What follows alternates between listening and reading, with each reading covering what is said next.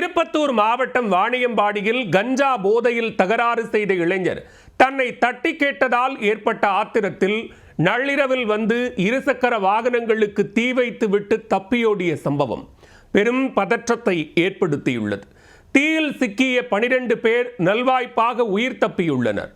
நடந்தது என்ன?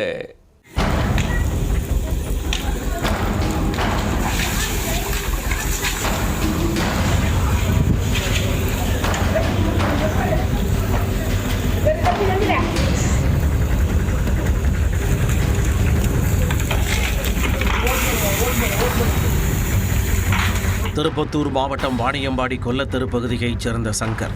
இவர் தனது சகோதரருடன் ஒன்றாக ஒரே வீட்டில் வசித்து வந்தார். அதே வீட்டில் ஒரு புறத்தில் மளிகை கடை நடத்தி வருகிறார் சங்கர். இந்நிலையில் 4 நாட்களுக்கு முன்பு அப்பகுதியைச் சேர்ந்த ஜபியுல்லா என்பவர் கஞ்சா போதையில் தலைகால் புரியாமல் பெரும் தகராறில் ஈடுபட்டிருக்கிறார். தனது மளிகை கடை முன்பு ஜபியுல்லா போட்ட ஆட்டத்தை பார்த்த சங்கர் அவரை தட்டி கேட்டு கண்டித்துள்ளார். இதனால் கஞ்சா போதையில் இருந்த ஜபியுல்லாவுக்கு கோபம் சொர்ரென்று தலைக்கேறி இருக்கிறது. அப்பொழுது அப்பகுதியில் கூட்டமாக இருந்ததால் அமைதியாக வீட்டிற்கு சென்று விட்டார். ஆனால் நள்ளிரவுக்கு மேல் அவர் வந்த அவதாரமே வேறு. கையில் பெட்ரோல் மற்றும் தீப்பெட்டியுடன் வந்த ஜபியுல்லா சங்கரின் கடைக்கு வெளியே நிறுத்தி வைக்கப்பட்டிருந்த இருசக்கர வாகனங்கள் மீது ஊற்றி தீ வைத்து விட்டார். மேலும் அங்கிருந்து அவரது கடைக்கும் தீ வைத்துவிட்டு திருப்தியுடன் வீட்டிற்கு சென்றிருக்கிறார்.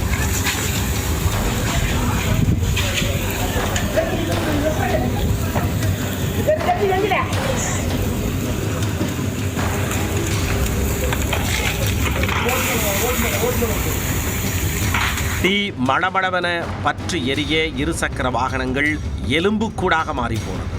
அப்பொழுது வீட்டிற்கு புகை சென்று அடைத்துக் கொள்ள தூங்கிக் கொண்டிருந்தவர்களுக்கு மூச்சு திணறல் ஏற்பட்டிருக்கிறது. உடனே சுதாரித்துக் கொண்ட சங்கர் குடும்பத்தினர் அனைவரும் எழுந்து கதவை திறந்து கொண்டு வெளியே வந்துவிட்டனர். இதனால் எவ்வித உயிரிழப்பும் ஏற்படாமல் உயிர் தப்பினர். இந்த சம்பவத்தில் 3 இருசக்கர வாகனங்கள் தீயில் எரிந்து நாசமானது. மேலும் மளிகை கடையில் வைத்திருந்த பொருட்களும் எரிந்து நாசமானது.